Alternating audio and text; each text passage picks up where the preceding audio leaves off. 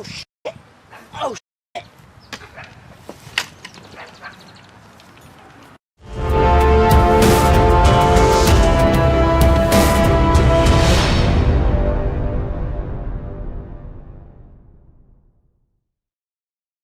In sim racing, we have a few options when it comes to our setup. Option number one, sitting at a desktop on maybe a swivel chair trying to accurately operate our wheel and pedals.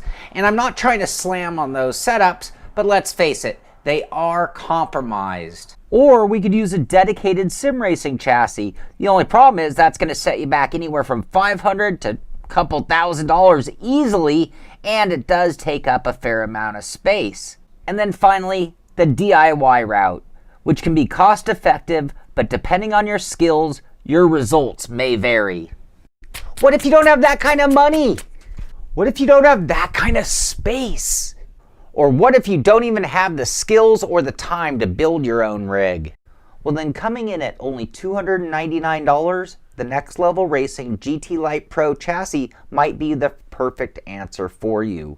The GT Lite Pro chassis is the upgraded version to the OG, the GT Lite, and it does set you back an extra $50. For that, you get a few upgrades, including the big one, the number one claim by Next Level Racing, that this collapsible 30-pound chassis can in fact handle a 13 Newton meter wheelbase, which seems kind of crazy to me. The GT Lite Pro chassis is a full chassis. I mean, it'll hold your wheel, your pedals, even a shifter, but it is collapsible, and that's what kind of gives it that resemblance to a piece of pool furniture. But again, it is a full rig. It's everything that you need, but its small footprint and its lightweight design means that it's perfectly made for people with very small spaces who might have to put it away between sessions. You just kind of fold it up and roll it away. It works out really nice. And with that $299 price point, it is one of the least expensive full chassis that you can purchase, which means it has new sim racers or sim racers on a tight budget in mind. Setting up the GT Lite Pro is really a breeze because their instructions are very clear, they're very concise. It comes with all the tools that you need to finish the job, and the whole assembly process is very straightforward. The chassis is pre-drilled for all Logitech, Thrustmaster, Moza, and Fanatec bottom mount wheelbases.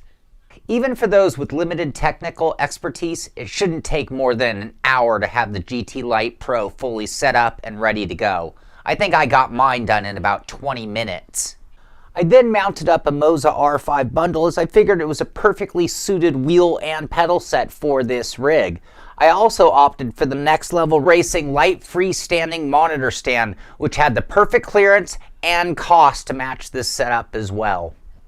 One nice feature of the GT Lite Pro chassis is that it is relatively easy to get in and out of compared to most rigs. You just swing the arm out of your way. I got my wires there, excuse them, making it a little more difficult. And you just sit down. It's got a reasonably high seat height. It's going to be a little more accessible, so those with mobility issues might find it easier to just kind of walk into the rig like you do here, and then you get it in place and you just clamp it down, which is unchanged. That's exactly how the old one worked as well. Now, perhaps you've heard a little skepticism from me up until this point questioning, can this lightweight rig handle a heavyweight direct drive wheel in today's market? This is a 5.5 Newton meter wheelbase, which is not a lightweight, but when using this wheel on this rig, it did a surprisingly good job of dealing with its weight and power, at least for what it is. I'm not gonna for 1 second tell you that this wheel deck was as stable as a $1,000 profile chassis. It is not, but it did give me a solid enough base to steer my wheel with precision.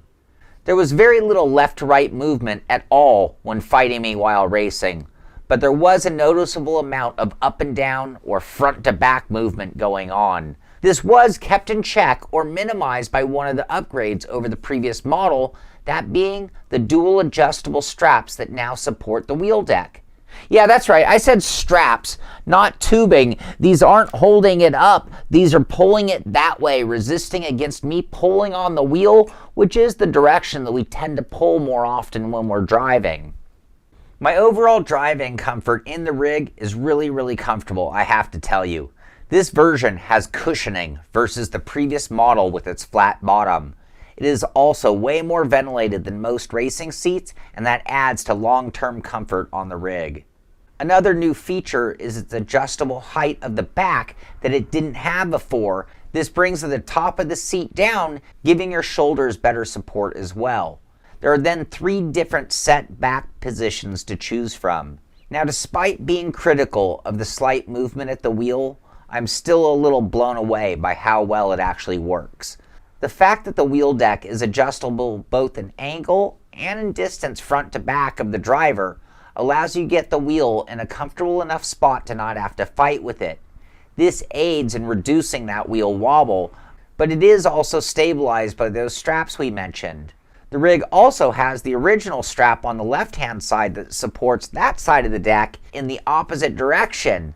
You then have both straps pulling in opposite directions, almost like motorcycle tie-downs, with your body weight kind of suspended between and holding it all down to the ground. The pedal deck, for lack of better words, is a simple and really effective design. The connection point between the seat and the pedal area has been improved over the previous model. This new version is stronger and easier to operate when folding up the rig. The pedal design has an invertible section that allows the pedals to either rest flat or sit at a 15-degree incline. I opted for the incline, and then the pedals can easily be adjusted forward and backward just by loosening the 4 levers and sliding them. This system will work on just about any pedals that I've ever tested, and under the load of medium-strength pedals will be remarkably strong. To increase your ability to operate the pedals accurately, you can actually raise or lower the front legs of the seat. For a short guy like me, this is great so that I can actually reach my pedals, and for taller guys, it will allow them to dial in the overall comfort of the rig. I also mentioned that the GT Lite Pro comes with a shifter mount. It can go on the left or right hand side depending on where you live or what kind of car you're trying to emulate. I mounted my Moza H pattern to it, and it was stronger than I expected. There really wasn't any adjustability to it as far as realistic angles go, or in height or front to back, but it was secure and in a good enough spot to use. I did try using the adapter plate that's actually intended for dual thrustmaster handbrake and shifter, and it did give better placement at the expense of some flexi wobble.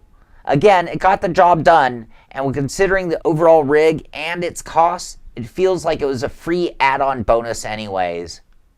After hours of driving the GT Lite Pro chassis, I can say I was pleasantly surprised. It is very comfortable. It's pretty stout considering what it is outside of that wheel wobble that we've mentioned. And for somebody who needs something as a starter rig or needs to be able to throw it in the corner, I think it gets the job done pretty well. So here we are, $300 for a rig, $500 for a wheel and pedal combo, albeit not a load cell, and you could replace this with a Fanatic combo for just about the same kind of money. I'm using the Lite monitor stand from Next Level Racing. That's $120, so $920 plus a computer and monitor. That's about as good a starter set as you can possibly get. I mean, that entire package is less than some people spend on just their wheel rim alone. As a reviewer, I'm always trying to keep in mind the intended user when I'm formulating my own opinions. In the case of this rig here, it's intended for a starter or for somebody who's only going to be part-time sim racing and needs to be able to put it away. So with that in mind, here are my favorite things about the Next Level Racing GT Lite Pro chassis. It's affordable. Save your money for a wheel, pedals, and even shifter. It's got a small footprint. Takes up very little space. Comfortable seat, good for hours of driving. Portable and storable. Easy to assemble and adjust. Pre-drilled to accommodate all current sim gear. With the amount of compromises that the GT Lite Pro chassis makes to achieve its goals, it does leave some things to be desired. So here are my least favorite things about the GT Lite Pro chassis. That being wheel deck wobble. That's a little more wobble than you're going to see out of most modern rigs. No wheel deck height adjustment. Shifter placement. hard to get clean wiring. In conclusion, the first thought that I have is the GT Lite Pro worth the $50 extra over the regular GT Lite? And I'd have to say for the seat alone it is. The cushioning makes it so much more comfortable that difference alone just makes this a better rig. I can sit in it for a much longer time in a lot more comfort. And then on top of that, the added, I don't really want to call it sturdiness. The added reinforcement, though, that does make the GT Lite Pro capable of lightweight direct drive wheels. So even though it doesn't super reinforce this wheel deck, the additional straps holding it down this way against this strap holding it that way definitely keep it from moving too much more and definitely make it a slightly stronger rig. And for those who are just getting started in sim racing, it is very expensive. A computer, a monitor, wheel, pedals, a rig, it just adds up so fast. So when you can put an entire package with an entire rig, with a bundled package from Fanatic or Moser or somebody else for $500, you're looking at $800. So if you already have a computer and a monitor, it is a very reasonable starting point. $300 is very inexpensive for a chassis, and it saves you money. Plus, you can always upgrade from there. So maybe you get going with that bundle and you upgrade your direct drive wheel later, or maybe you upgrade the rig later. You can always get a good retail value on selling your gear. So it's a good starting point and a good upgrading point. Now with that, we do need to keep in mind the shortfalls of the GT Lite Pro chassis. I mean, it is not the strongest rig. This rig is built to be lightweight. It's built to be inexpensive. It's built to be fold-upable, so I can just throw it in the corner with the greatest of ease. And there aren't a lot of rigs that can make that claim. On top of that, having the way it opens up, allowing you to just walk into the rig, gives it that added mobility or make it available to more drivers to be able to use a chassis like this. So really what it lacks in strength, it makes up for in adaptability. So I hope you've enjoyed our review of the Next Level Racing GT Lite Pro chassis. I hope I've answered any questions that you might have had about this chassis. And if I didn't, be sure to ask questions in the comments below and I'll do my best to answer them. Or do even better, hop into our Discord. We have a link in the description of this show. Hop in there and you can ask me that question directly and I'll give you my best answer. So I hope you've enjoyed this show. Be sure to give it a thumbs up if you did. Be sure to subscribe to the channel so you can get our next video. This is the Simpit. I'm Sean Cole and I'll see you on the track.